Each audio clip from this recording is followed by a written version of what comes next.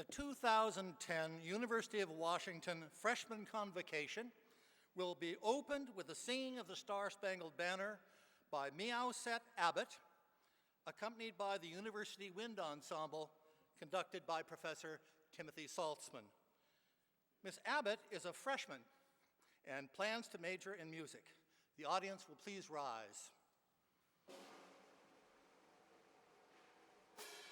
Oh, say, can you see by the dawn's early light what so proudly we hailed at the twilight's last gleaming, whose broad stripes and bright stars through the perilous fight o'er the ramparts we watched were so gallantly streaming, and the rockets' red glare, the bombs bursting in air, gave proof through the night that the flag was still there. Oh, say does that star-spangled banner yet wave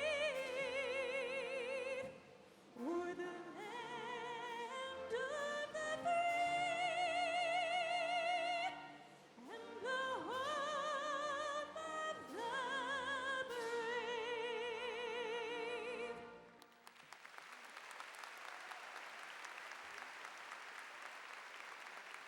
Please be seated.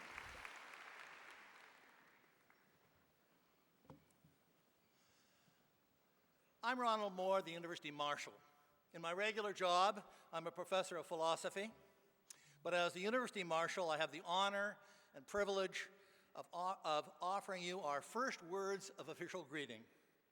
4 years from now, I have the equally pleasing opportunity to give you our last official words when I declare that the 139th commencement exercises of the University of Washington are now closed. There is a gratifying symmetry in this hail and farewell, a symmetry that is reflected as well in the 4 Ionic columns that you see before you. These are replicas of the original columns that graced the facade of the university's first building, opened in 1861 on a rise in downtown Seattle, a piece of property that the university still owns, but is now occupied by the Fairmont Olympic Hotel. And these same columns will be prominently displayed on the commencement stage in Husky Stadium when you march up to them to graduate. If you look around you at the mezzanine level, you will see banners, actually ganfalons, identifying each of the university's schools and colleges arranged in historical order, beginning with the College of Arts and Sciences and ending with the School of Public Health. Come graduation day, some of you will be carrying these banners, and the rest of you will be parading behind them, according to your school or college. The columns and the banners are cherished parts of the University of Washington traditions. And as you join in the life of this university, you become part of our traditions. Our experience of the cycles of beginning, development, and ending becomes your experience. It is important to remember that it's not just this university's life and traditions that you're joining. Instead, you're entering into the life and traditions of an ancient and continuous body of learning that connects us to the earliest institutions of higher learning in Europe. Indeed, ultimately to Plato's Academy in the 4th century BC. These connections are symbolized in the medieval caps and gowns that we wear on these occasions, and of course by the special ritual object that the University Marshal carries on such ceremonies, the mace. The mace is an ancient symbol of authority that reminds us that universities are custodians both of enduring traditions, of learning, and of the power they bestow on those who come to learn. The University of Washington mace is embellished with finely wrought metal sculptures of the university seal and Denny Hall, and is topped by a graceful rendition of Drumheller Fountain. It's used in ancient days, it was used actually to discipline students who got unruly. And I never have had to do that, but I understand that at Yale, a number of years ago, the marshal actually did go up on stage and push away a student who'd taken the microphone to make a political statement, used the mace on him. I thought I was going to have to do that myself a few years ago at commencement when a student actually came up and took the microphone just as we were about to close. But then he said, "Wendy, will you marry me?" And everybody applauded. She said yes, by the way. So the mace and all these other festive ritual ingredients are simply symbolic reminders of the university's special way of uniting where we are now with what has brought us here, so that we can get a good fix on where we are going. And it's great that we're going there together. This brings me to the nature of the event itself. It's an important function of ritual occasions such as this to punctuate the inevitable flow of experience, to pause and reflect on where we are now, what has gone before, where we're going. John Dewey, a great 20th century American philosopher, pointed out that value most readily accrues to experience when we articulate it into episodes with beginnings and middles and ends, and then take time to think about what those episodes mean. It's all too easy in our busy modern world to be thinking about breakfast while we're having a shower, then thinking about a history assignment while we're gulping down breakfast, then thinking about plans for a lunch date while we're sitting in our history class. Dewey's message was, stop. Enjoy the shower with its beginning and its middle and its end. And when it's over, say to yourself, now that was a shower. And likewise with breakfast and the history class and all the other events of the day. At the University of Washington, we regard festive ritual ceremonies like this one as occasions to stop. Stop and reflect. In beginning your studies here, you're ending one stage of your lives. Think about it. And you're starting another. Think about that. In a few years at commencement, you will look back at the whole of your undergraduate life here, pride and pleasure on what it all meant. Now, a convocation is, as those of you who recall your high school Latin may remember, a calling together. Today, we call together our incoming students, their families and friends, so that we may celebrate with you the beginning of university education and welcome you all to membership in our campus community. By calling all of us, students, faculty, families, friends, together in this place, we are underscoring a point of cooperation and mutual commitment. You, students and your parents and relatives, are now members of the University of Washington family. Like families everywhere, we will be sharing our concerns, our affections, our aspirations, and our devotion to the project of creating a better world. We sincerely hope that these newly forged family connections will be lifelong bonds of friendship and allegiance. And we hope that you will always feel as proud and happy about us as we already feel about this outstanding incoming class. I'm now honored to introduce the person who will preside over our ceremony today, Dr. Phyllis Wise, our interim president. Dr. Wise has served the university with distinction as provost and executive vice president since 2005, when we lured her away from the University of California, Davis. The provost, by the way, is the university's chief academic and budget officer, the second in command to the president, if one can say that anyone is ever in command of a university. There's something quite remarkable I'd like to mention about Dr. Wise. Dr. Wise is a professor of physiology, biophysics, biology, obstetrics, and gynecology. And even though she has had an enormous burden of administrative duties over the last 5 years, she has also managed to continue an active research program. Part of her research deals with how estrogens influence brain function and how this influence changes during aging and brain injury. I just don't know how she does it. It's amazing. President Wise.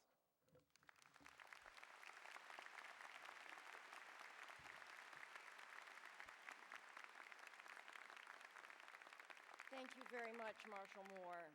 It is a particular honor and privilege for me to be one of the first people to welcome you as the newest Huskies.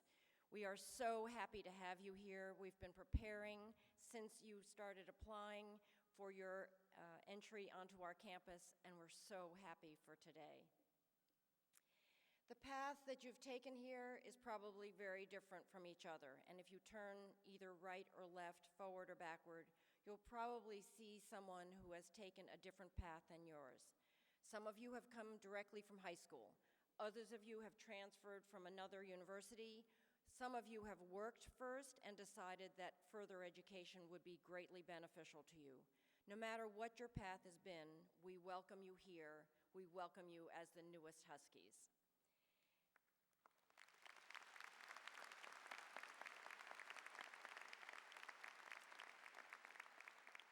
There were over 23,000 applications for this year's freshman and junior classes.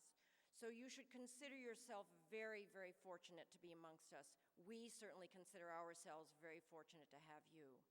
And what you should know is that we did not only consider your grades, we did not only consider what you did in the classroom wherever you were, because we took a holistic review to look at your whole life, what the challenges were that you've faced already, what your successes have been, what your life experiences have been, and what that will bring to the University of Washington and make the university an even richer place for your presence here. So let me first address the parents and loved ones who are in the audience who are about to leave your students here with us. I want you to know that we feel very privileged that you are entrusting these young people to us. We will take good care of them. They will get an incredibly rich experience. I hope they will take advantage of every opportunity that the university offers. But I know that this parting moment, which you will do later on this afternoon, will be difficult. I remember when I went off to college and my mother and father and my sister left me off, and I'm not at all sure whether it was harder for me to leave them for a bit of a lonely start or for them to leave me. But think about it. You'll get to use the remote. You won't have to fill the refrigerator quite so frequently. And there'll be other things that I think you'll find you can do with your free time. But suffice it to say, I am sure for those of you for whom this will be an empty nest and the first time that you will experience your children and your loved ones away, it will not be easy.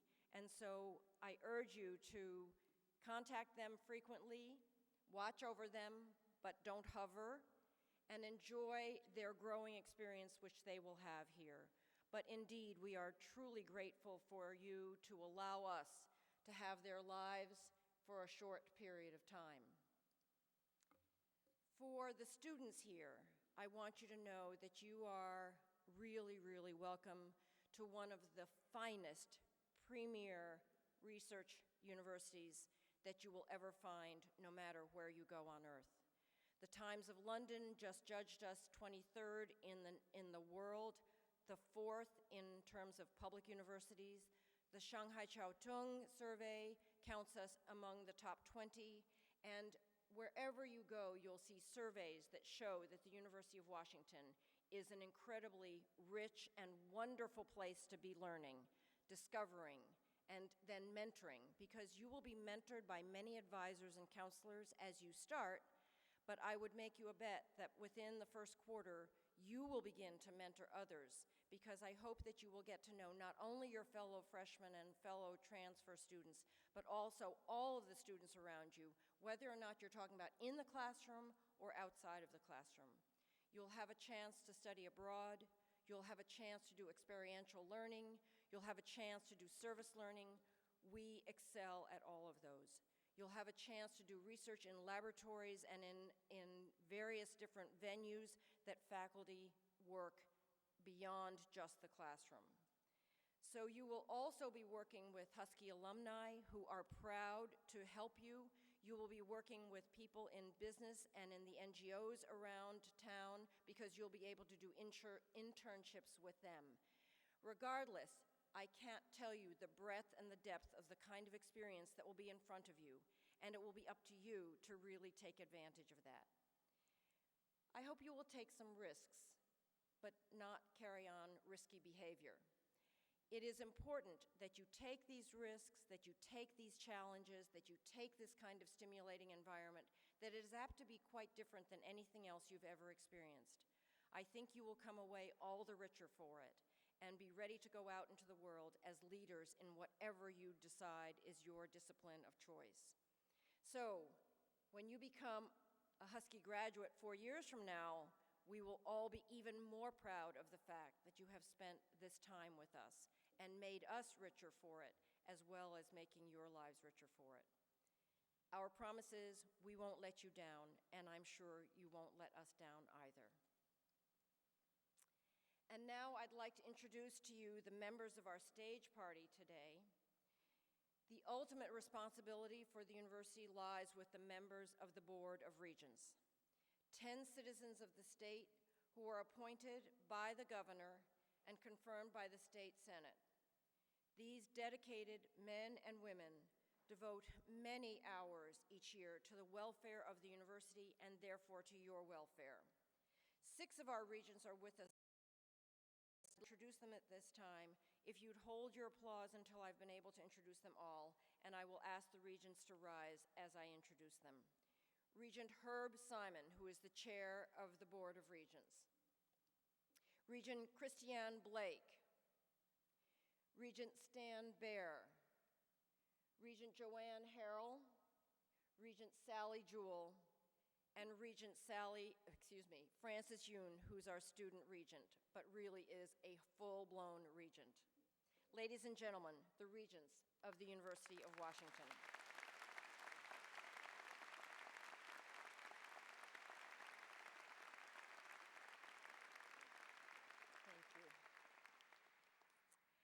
Also seated with us on this platform today are the deans of the university's 16 schools and colleges, our senior administrative leadership, including vice presidents and vice provosts, faculty members that are leaders of the faculty, representatives of the student body, the faculty senate, and the Alumni Association. Would you please stand and be recognized?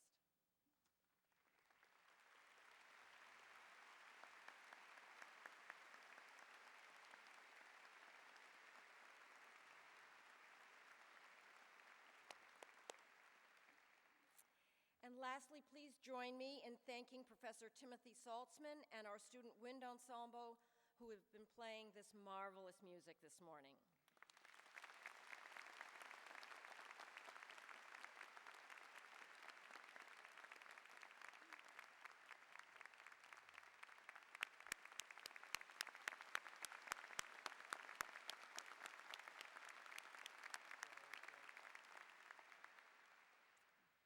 And now I'd like to introduce the student body president, an economics and international studies major who has just entered her senior year, as the new president of the Association of Students of the University of Washington, better known as ASUW, Madeline McKenna.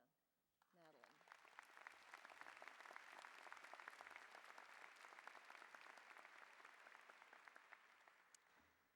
Good morning, fellow students, parents, and family members. And most of all, welcome to the University of Washington freshman class of 2014. As your ASUW president, let me tell you what most people are not going to tell you about your college experience. You can never be fully prepared for the 4 years that lie ahead. And to illustrate this, I thought I would share a story from my own first year at the UW. In the summer after my freshman year, I studied abroad through the International Studies Department in Ghana. After the program's conclusion, a few students and I spent a couple of days at a national wildlife reserve, taking in some of the natural beauty that West Africa has to offer. While we were there, we took a guided hike in hopes of seeing some of the park's inhabitant flora and fauna, including gazelles, crocodiles, and what I was most excited for, elephants.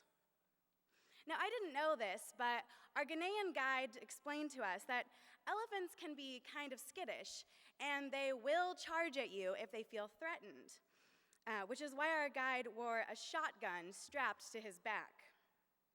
He told us not to worry because if an elephant charged at us, he would just fire a warning shot and the elephant would be scared off.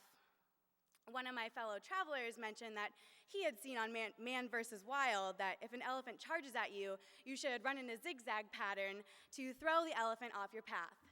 So, between a shotgun and Bear Grylls' words of wisdom, we were feeling pretty okay. We breathed a sigh of relief. And after about an hour of hiking through the savanna brush, we reached a clearing, and standing there were 3 African elephants, 2 females and a male, just standing there. Stunned by their sheer size and graceful beauty, we got as close to the elephants as we could while remaining at a safe distance, perhaps 20 or 30 yards. And then we proceeded to do what most college students would want to do. We wanted pictures with the elephants. Best profile picture ever, right? So there we were, our backs to the elephants, taking pictures, doing this kind of thing. And after a while, we noticed that the 2 female elephants had left the clearing, and only the bull elephant remained. And then the bull elephant turned toward us. And at this point, we were getting a little nervous. We weren't quite sure if we were in danger yet, so we continued with our picture taking. But then the elephant started walking toward us.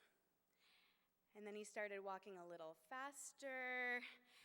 And at this point, we were definitely nervous, and we were backing up a little bit. And then, without warning, the elephant broke into a run. And we panicked, looking around us frantically for our guide. Look, where was the warning shot? But there was the guide, 50 yards off, yelling over his shoulder, "Run, run!"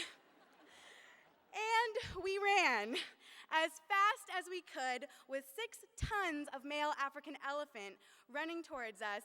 All I could think about was, okay, zigzag pattern, and hoping that at least one other person in our group was a slower runner than me. Finally, we made it into the safety of the brush. We realized that the elephant was no longer running after us, and we survived.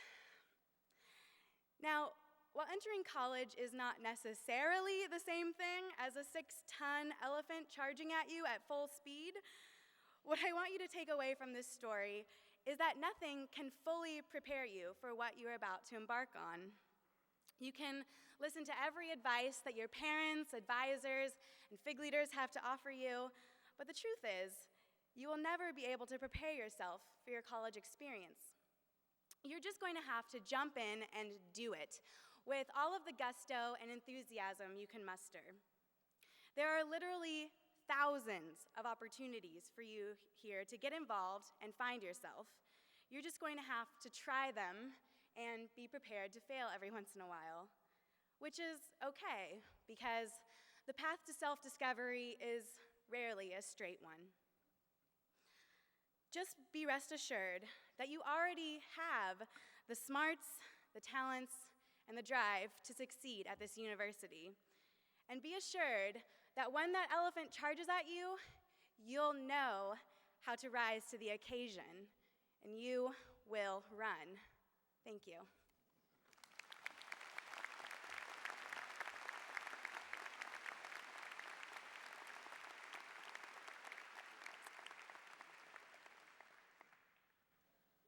One of the things we want to do today is to introduce you to some of what you will be learning and the faculty that are here. So there's probably no one better suited to giving you a little bit of this introduction then the Dean and Vice Provost for Undergraduate Academic Affairs, Dr. Ed Taylor. Dr. Taylor graduated from Gonzaga University and then got his PhD at the University of Washington. He has been here as a member of the faculty of the College of Education since 1994 and has been the Dean and Vice Provost for Undergraduate Academic Affairs since 2006. Would you please welcome Dr. Taylor?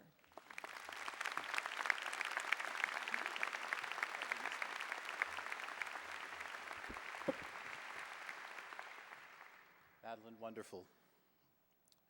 Before I introduce the faculty here, let me say a few words about who you are. Let me begin to introduce you to each other.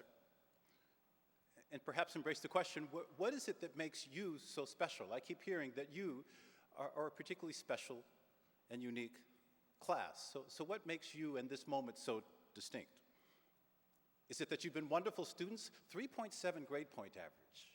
Over 1,200 on your SATs, pretty exceptional. We have valedictorians, salutatorians in this room, national merit scholars in this room.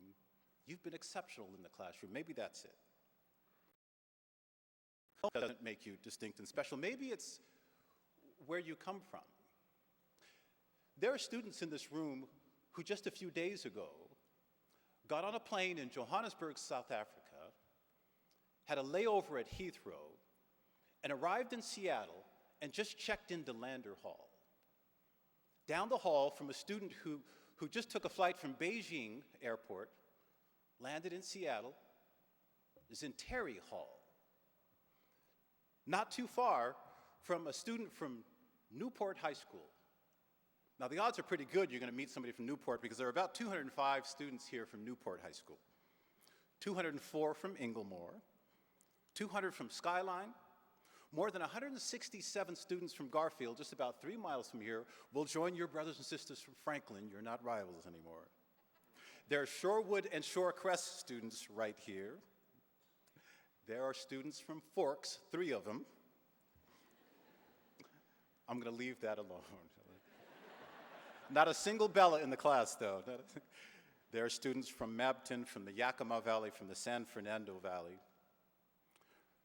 from Montlake, from Kent Lake, from Lake Union, from Green Lake, from Soap Lake, from Bonnie Lake. You're from all over the place. Maybe that's what makes you unique, from where you come. But it's got to be more than that. You come from interesting places, and you aspire to do interesting things. Maybe, Michael, what makes you all so unique, I said Michael, I'm sorry, did I say Michael? I should be careful because there are 220 Michaels in this class. I meant Michael from Mossy Rock. There's only one Michael from Mossy Rock. What makes Michael exceptional, I must say, is that your parents say so. They sent me a lovely email telling me how much they love you. And, Michael from Mossy Rock, that you are, quote, exceedingly bright. And I believe them. I could have said Andrew. There are 197 Andrews, 171 Matthews, 160 Daniels. There's a couple of them on this stage. 153 Alexanders, a whole lot of Davids, not all the same. But there's only one Anna from Kenai. She's right there. Wave, Anna. Hi. I make it sound like there are a lot more men in this class because 53% of the class are women. 166 of you are Sarah. Don't mistake them for each other. A whole lot of Jessicas, 193 Jessicas, 143 Emilys. But it's not just your name that makes you special, Aziz. Maybe it's what you've done outside of the classroom, not just inside of the classroom. Let me ask you a couple of questions. How many of you have been involved in, during the time you've been in high school, in some sort of community service, some time of volunteer work? Raise your hand. Put your hand up nice and high. Okay, good. How many of you,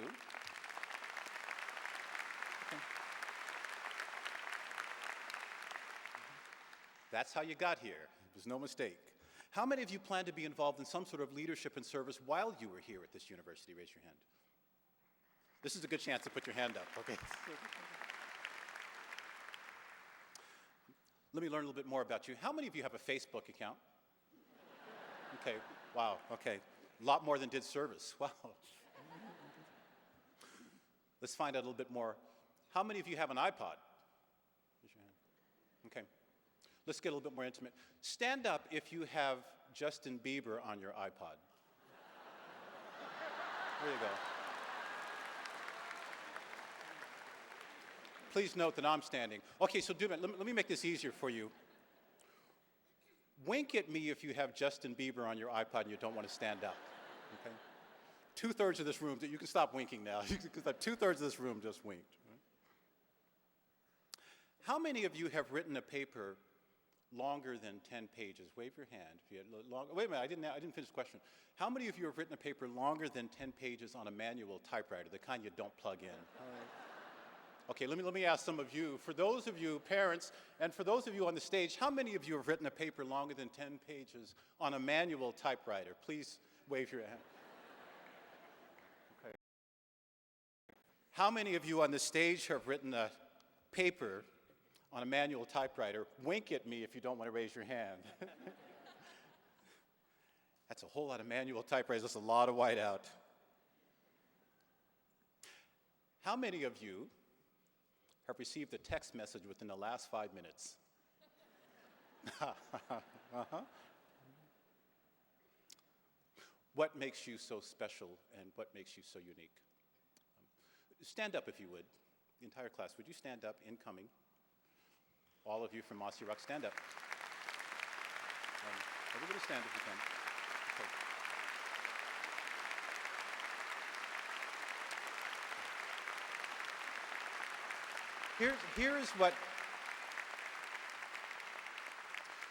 Here is what makes you special and unique. The fact of the matter is I don't know the answer to that, but that's why you're here, to discover why it is that you are unique, why this moment is important and special to you. Because discovery is at the heart of this mission. What I can tell you, as you look around, you are surrounded by people who love you, and surrounded by people who are devoted to your success and your well-being. And as Naomi Shihab Nye says in her poem, Famous, never, ever forget what you can do.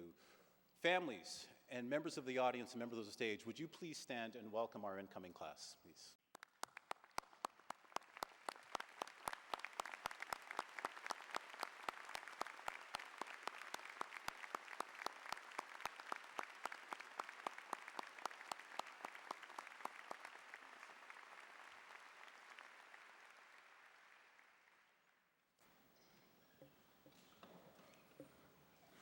We've learned a little bit about you. Let me introduce you to some very special people here on the stage.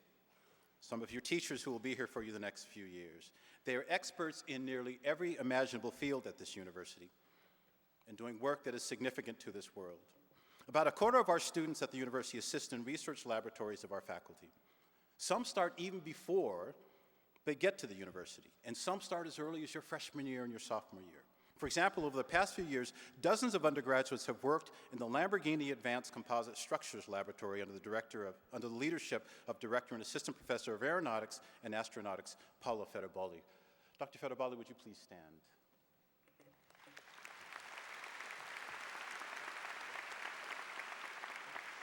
Dr. Ferrabolli and scientists are developing composite materials that are used in the manufacturing of everything from airliners, sports cars, to golf clubs. The lab features state-of-the-art equipment for testing newly developed materials, including lightning strike generators, pneumonic crash sled capable of crushing full-size vehicles, and high-speed cameras that can take 82,000 frames per second.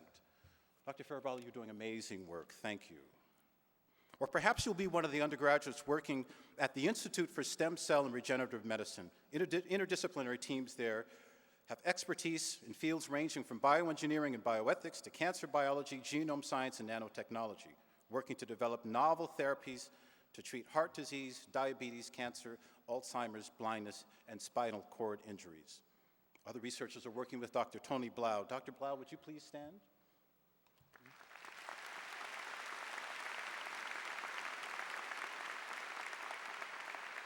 Professor of Medicine and co-director of the Institute, Dr. Blau. His group is developing new methods for personalized cancer treatment that involve placing cells under the remote control of small molecule drugs. This work will one day significantly reduce the negative side effects associated with cancer treatment. Thank you, Dr. Blau. There are also wonderful opportunities for students in the arts. For example, every year, Professor of Dance Jennifer Salk, one of our outstanding faculty members here, takes a group of students in the dance program's Teaching Methods course to Yakima to spend a weekend teaching dance to low-income students. Professor Salk, please stand.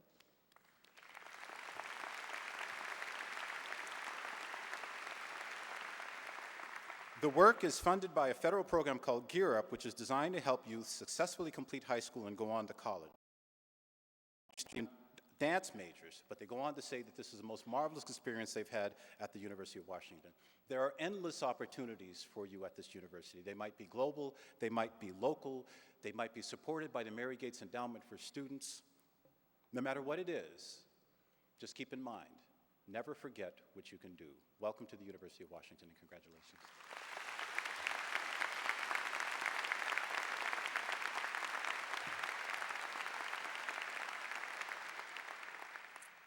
Thank you so much, Ed. I think that everyone in this room has had an opportunity to stand. And I think what this really means is that we are all family. In fact, the University of Washington is over 70,000 people strong. And so we are, in some senses, a small city. But I want you to know we are family. We are here to help each other, to guide each other, to counsel each other, to work with each other, and to play with each other. So it is my distinct pleasure to, and it really is a pleasure, to introduce the speaker for today, and that is Professor Tom Daniel. I know Tom from many different venues because he was the chair of the search committee that found me as the provost. And so there's a very special place in my heart for him and the search committee because I feel that this has been an unbelievable 5 years, and I look forward to the coming year as your president during this interim period of time. It is a critical time for all of us, and together we'll be able to do so much more than any one of us individually. But Tom is more than just the person who found me to become the provost. He is a professor of biology. He is the personification of what we know our faculty to be. They are outstanding teachers. They are amazing discoverers. They are critically engaged with the university and beyond. Tom got his degree from Duke and then has been here since 1984.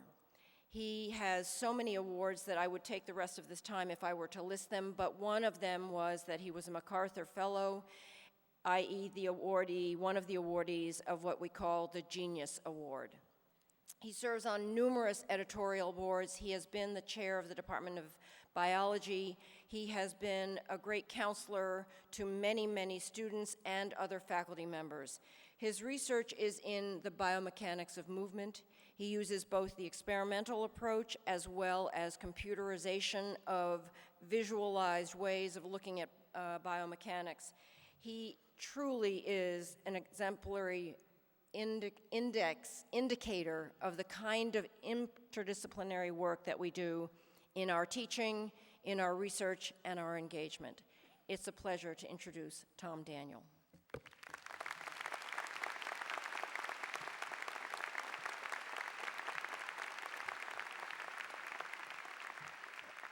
Thank you, President Wise, and welcome Class 2014. 4 years from now, you will graduate, and there'll be another World Cup. And as a member of the faculty, I want to thank you for that. I would also like to extend my very warm welcome to all of your families and friends who've come to help you settle here at the University of Washington.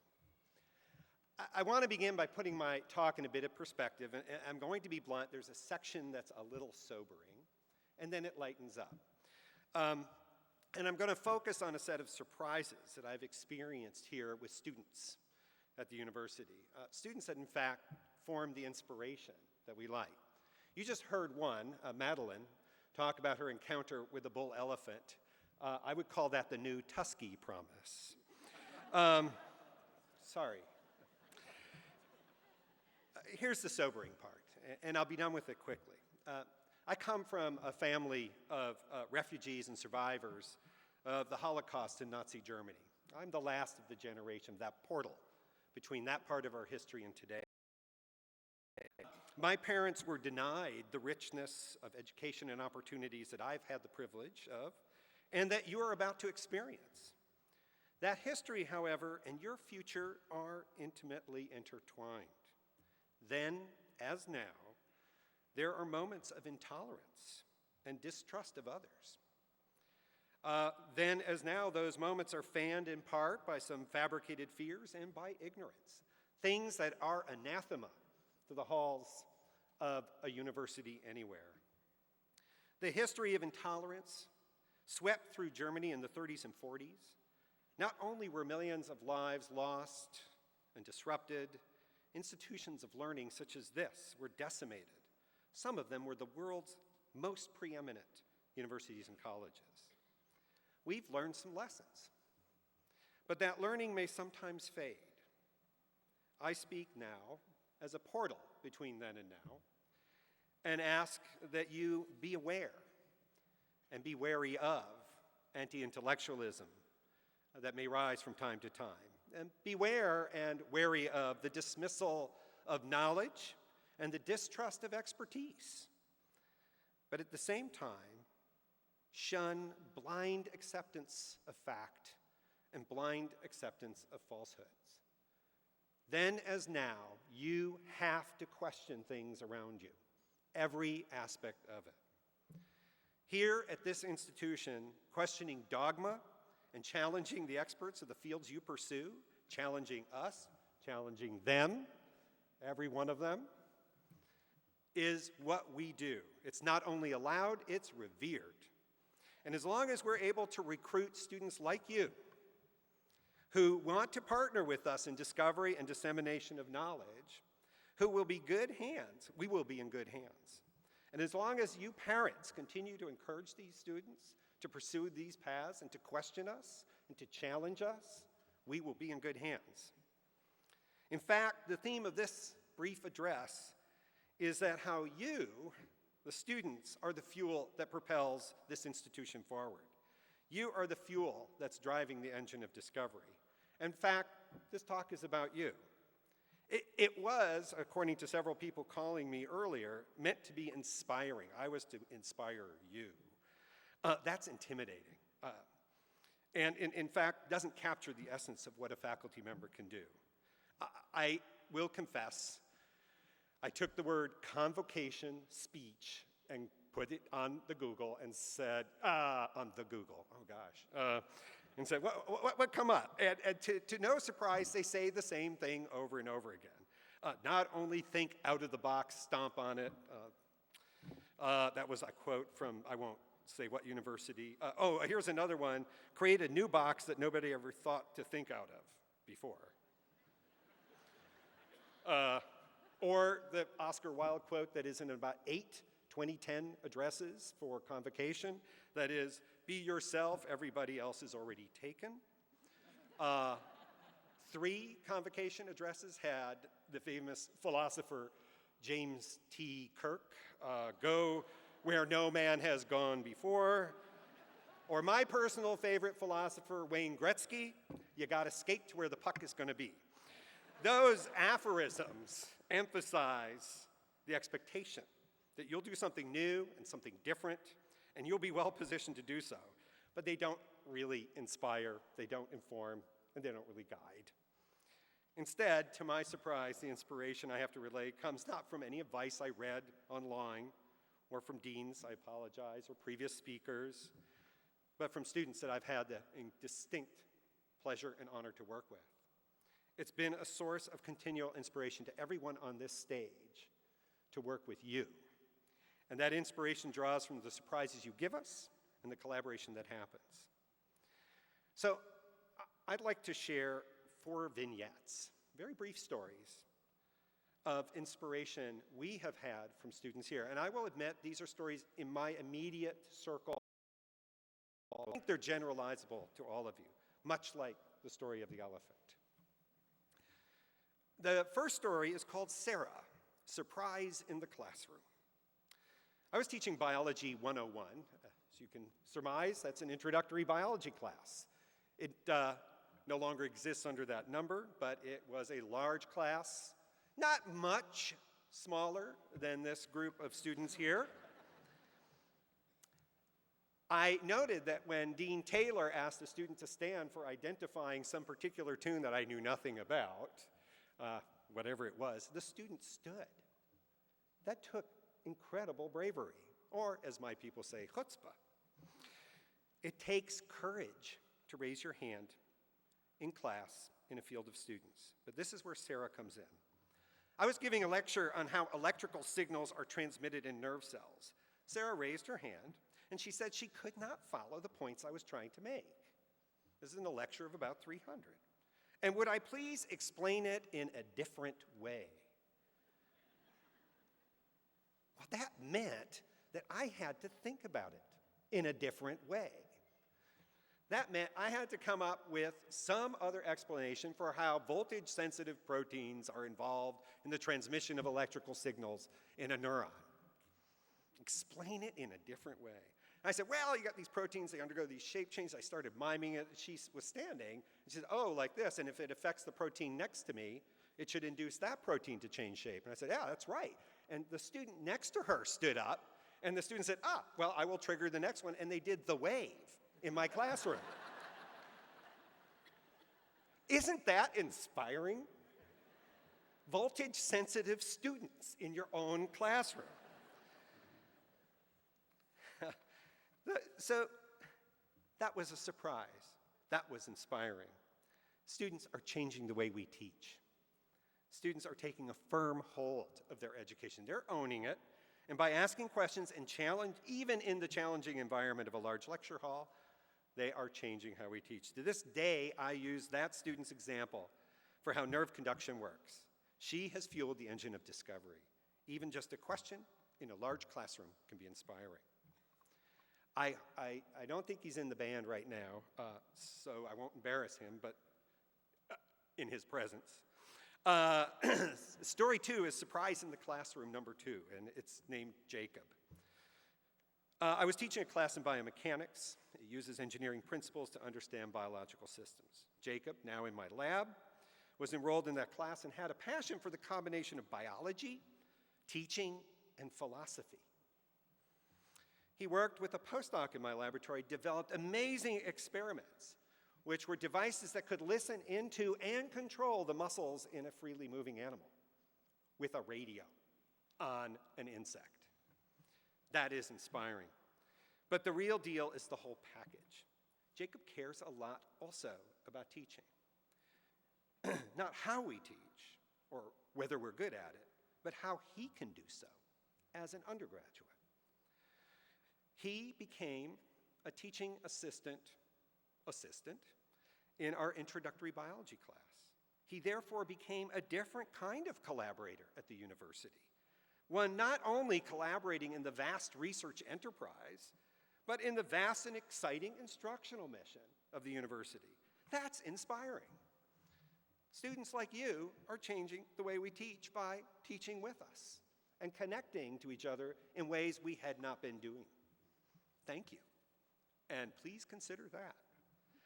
Surprise outside the classroom named Mike. Just two more short stories. He was enrolled in several of my classes.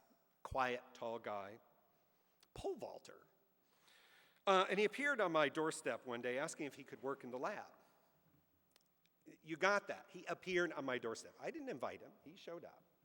Could I work in the lab? He was a double major in mathematics and in biochemistry. And I sort of smiled, and I said, this could be good. He was interested in doing computer modeling on a very primitive computer model of how proteins in muscles generate force. It was a one-dimensional analysis of protein force generation, and he took our very simple model and extended it to a full three-dimensional analysis of protein force generation. It constituted the bulk of a major scientific paper for which he was the major author. That's inspiring. The math and the computer code was elegant. That was nice. But there's something else. Like all good computer programs, it had comments to let you know what each line was doing. His comments were in iambic pentameter. Mike went on to Stanford, a poet, a biochemist, a mathematician, pole vaulter. He received the President's Medal in the year 2000.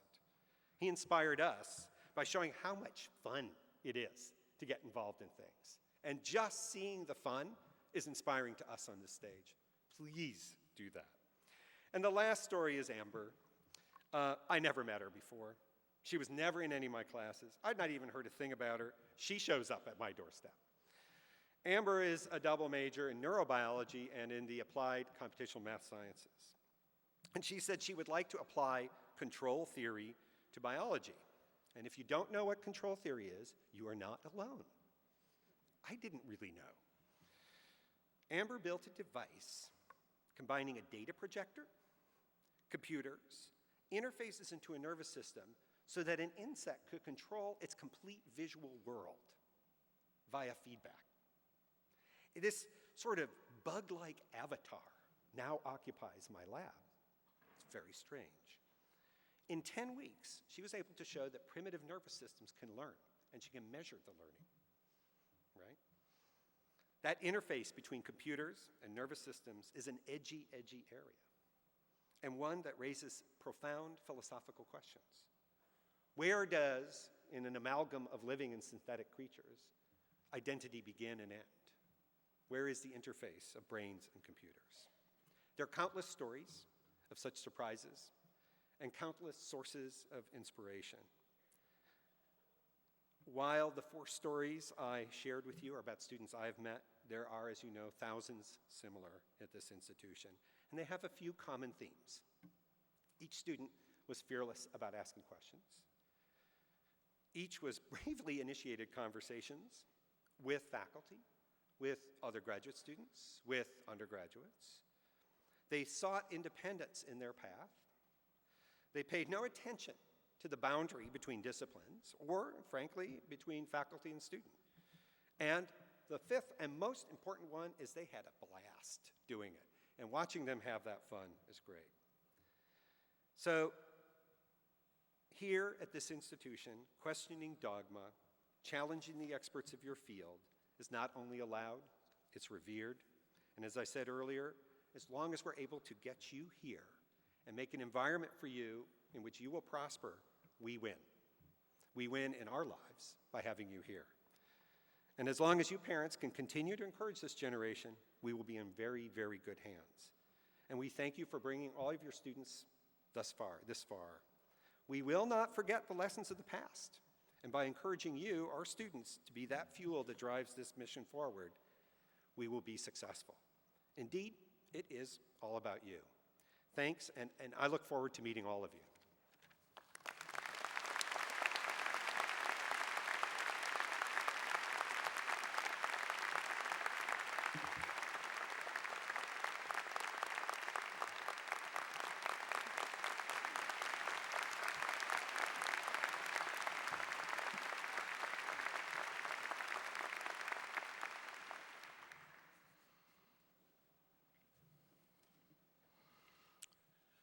The University of Washington Men's Glee Club, under the direction of Dr. Stephen Demarest, will now lead us in singing the school song, Rock for Washington. The lyrics to the song are printed on the last page of your program. Please rise.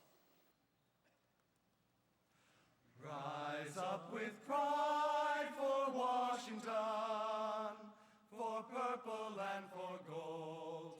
From far and wide we meet as one, as huskies proud and bold. Oh, Washington, we hail to thee, honor, truth, integrity, forever shine from lake to shore, your light upon us evermore. Got it? There are 2 verses to the song, as you'll see in the program. We'll sing them both now with the wind ensemble.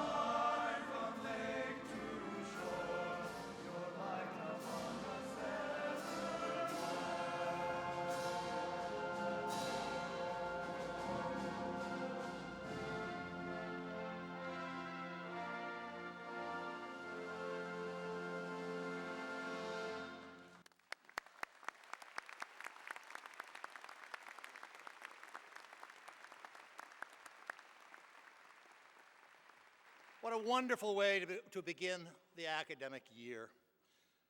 On behalf of the university, I'd like to thank our honored guests and all of you who have made this day so special. The audience is requested to remain seated until the completion of the recession by the platform party.